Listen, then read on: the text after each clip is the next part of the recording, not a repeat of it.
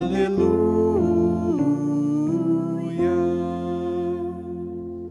O Senhor esteja convosco. Ele está no Meio meio de de nós. nós. Proclamação do Evangelho de Jesus Cristo, segundo Lucas. Glória a vós, Senhor.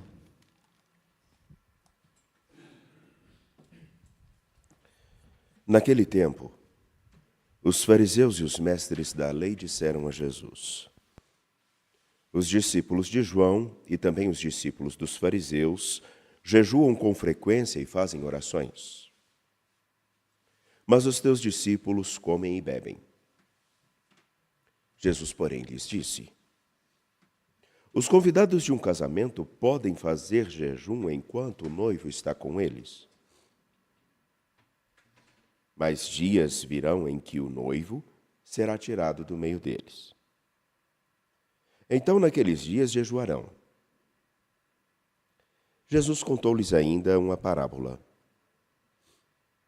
Ninguém tira retalho de roupa nova para fazer remendo em roupa velha.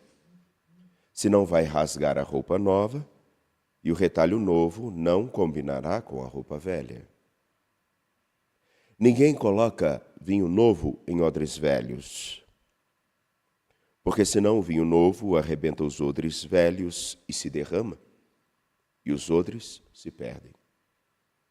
Vinho novo deve ser colocado em odres novos. E ninguém, depois de beber vinho velho, deseja vinho novo, porque diz: o velho é melhor. Palavra da salvação. Glória a vós, Senhor. Por favor, podem se assentar. Continuo pedindo desculpas, não porque seja negligência minha, mas diante do clima de deserto que nós vivemos nesses últimos tempos, e quem aqui está no santuário pode ver a quantidade de fumaça e de poeira que está no horizonte. Isso afeta diretamente aqueles que têm alergia. E como a gente que fica meio enjoado com o passar do tempo, porque com o tempo a gente vai pegando umas macacoas danadas, aí isso na alergia se manifestou esses dias. Então só um pouquinho de paciência, só um tiquinho. Eu sei que vocês têm. Caríssimos, ninguém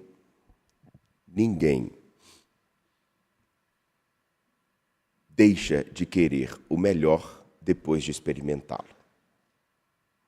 Eu não conheço ninguém que, tendo viajado durante 8 horas com um carro em ar-condicionado, tranquilo, sem barulho, ainda não conheço, que queira fazer uma viagem de 8 horas num fusquinha, batendo lata e fedendo a gasolina. Pois bem, tudo é muito bom até se experimentar o melhor.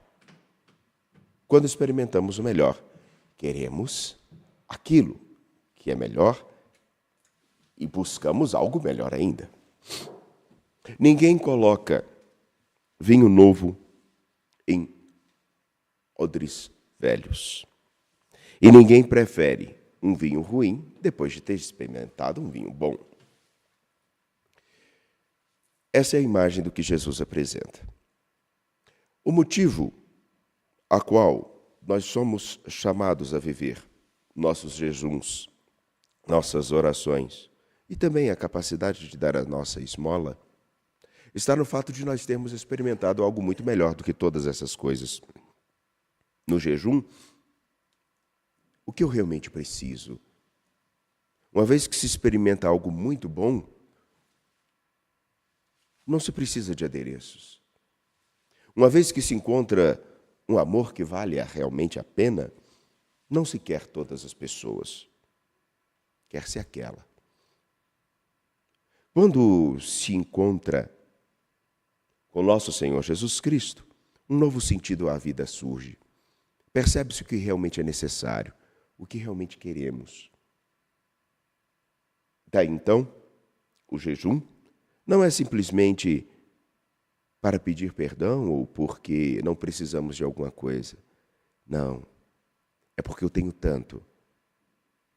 E eu preciso me lembrar o que realmente é essencial na minha vida. Daí então eu me abstenho do que é supérfluo, para saber o que realmente eu preciso. Porque eu não preciso de um telefone de 15 mil reais. Eu preciso de um telefone.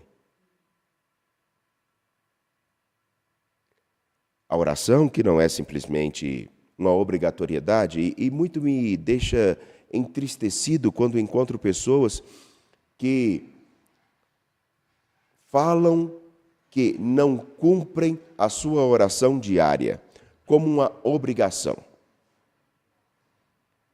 Olho com um grande pesar, porque a oração em si não é simplesmente cumprir uma obrigação. Eu não converso com meus pais, eu não converso com as pessoas que me são caras pela obrigação. Às vezes eu não preciso dizer uma única palavra, só o fato de estar perto já fiz tudo.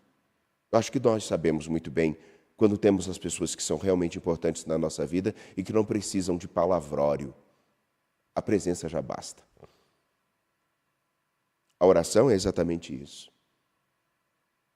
Uma relação estabelecida que fala-se exatamente o que se sente.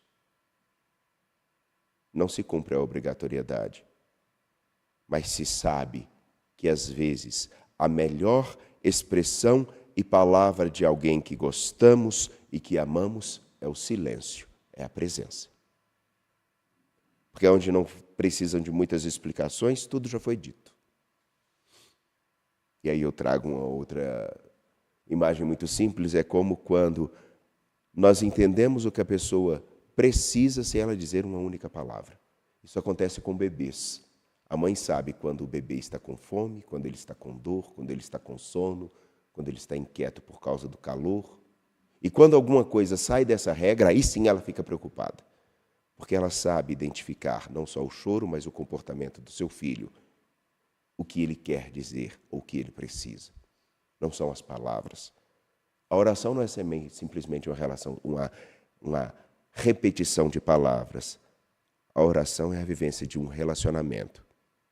Por isso, a imagem que Jesus apresenta de que os convidados vão fazer jejum e vão se abster da alegria quando o noivo está com eles? Eu sou o noivo. Então, eles estão em relação comigo. Por isso eles vivem a alegria. Um dia, eles continuarão a orar, continuarão a jejuar, não pela obrigatoriedade ou pelo medo, mas porque querem manter essa relação. Uma relação tal que toma fundamento na capacidade de oferecer o melhor de si aos outros. A caridade ou a esmola não é simplesmente dar alguma coisa, é dar de si, como Deus nos deu tudo de si. Bom, isso tem muito a ver. Quando Jesus diz: ninguém quer um vinho ruim quando já experimentou o vinho melhor.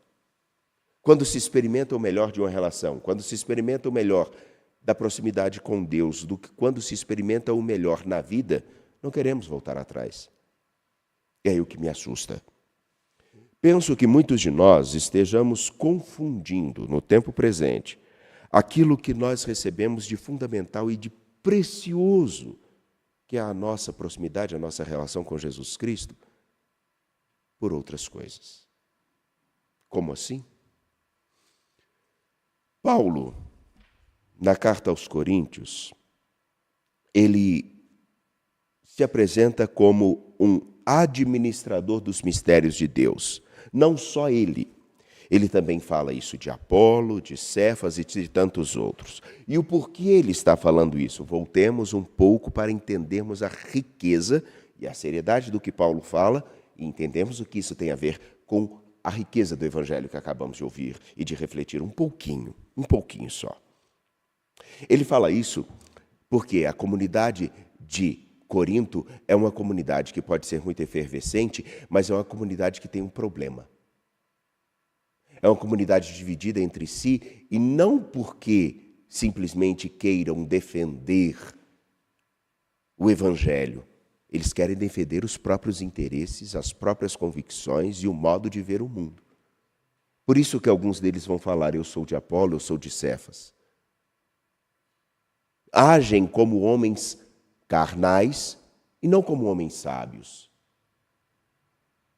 O princípio básico de alguém que é sábio é não criar cisânia, bagunça, divisão, discórdia. Uma pessoa insensata dentro de uma casa consegue fazer uma briga com a família pelas coisas mais absurdas. Simplesmente porque fala o que não é conveniente ou age de modo inconveniente. Paulo, ao ver que a comunidade de Corinto está tão dividida entre si porque busca a própria satisfação ou a própria realização, ele vai dizer: vocês não pensem que são muito sábios. Não são. Prova disso é o modo com que vocês vivem, divididos entre si, em contínua discórdia. De tal maneira, ele vai dizer: nós todos que anunciamos o Evangelho somos administradores das coisas de Deus. Ninguém acha que o Evangelho pertence a si, porque o dia que alguém achar que o Evangelho pertence a ele vai fazer o que quiser com o Evangelho. Vai falar o que quiser, vai justificar o que quiser. Isso cresce. Não só na comunidade de Corinto, mas hoje também. Somos administradores de Deus, dos mistérios de Deus. Nós não somos os detentores dele. Nós o anunciamos.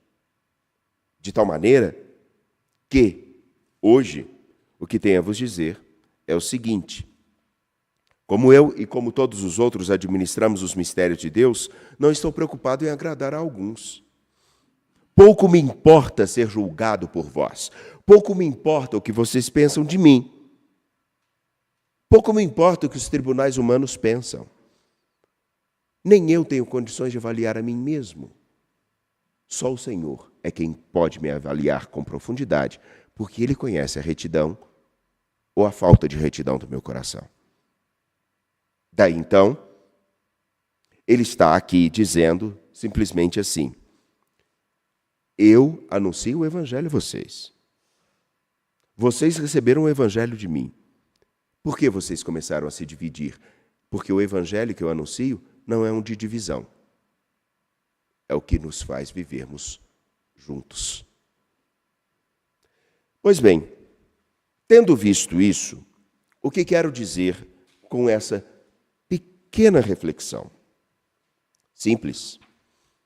Parece que no tempo presente nós nos esquecemos quem realmente é a razão de nosso viver e de nosso existir. Quem é a base do nosso cotidiano se nos dizemos cristãos? Se nos dizemos cristãos, a base é Jesus Cristo. E se Ele é a base de tudo, ora, só pode ser porque nós encontramos nele alguma coisa que seja muito melhor do que tem sido oferecido por aí. Presumo. E se realmente acreditamos em Jesus Cristo e começamos a mergulhar no seu Evangelho, no ensinamento da fé cristã, começaremos a ver que alguns estão mais interessados em falar da sua vontade, da sua visão de mundo, do que do Evangelho. Em todas as vertentes, todas, daquelas mais tradicionais até aquelas mais modernas. Todas.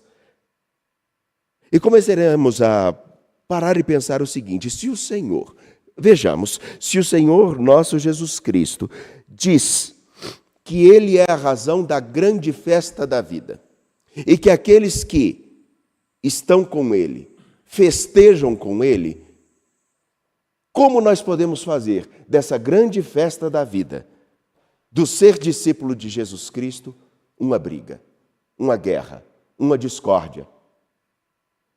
Momentos inúmeros de divisões e de perseguições de todos os tipos, alguns até mais voltados para o cunho político.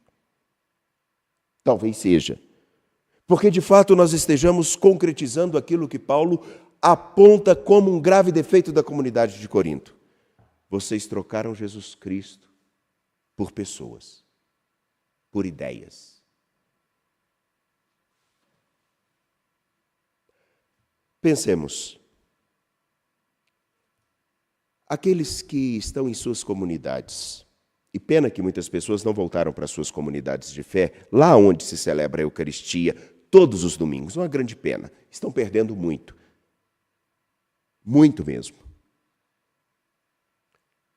Pensemos, o que levam os grupos em comunidades? O que levam as divisões e as brigas entre aqueles que estão nas redes sociais, que, como diz Dom Rifan, têm a síndrome de urubu, ficam procurando os defeitos, seja de padres, de bispos, ou mesmo das comunidades, para poder falar mal? Não é justamente um desejo de justificar as próprias convicções e não de anunciar o Evangelho?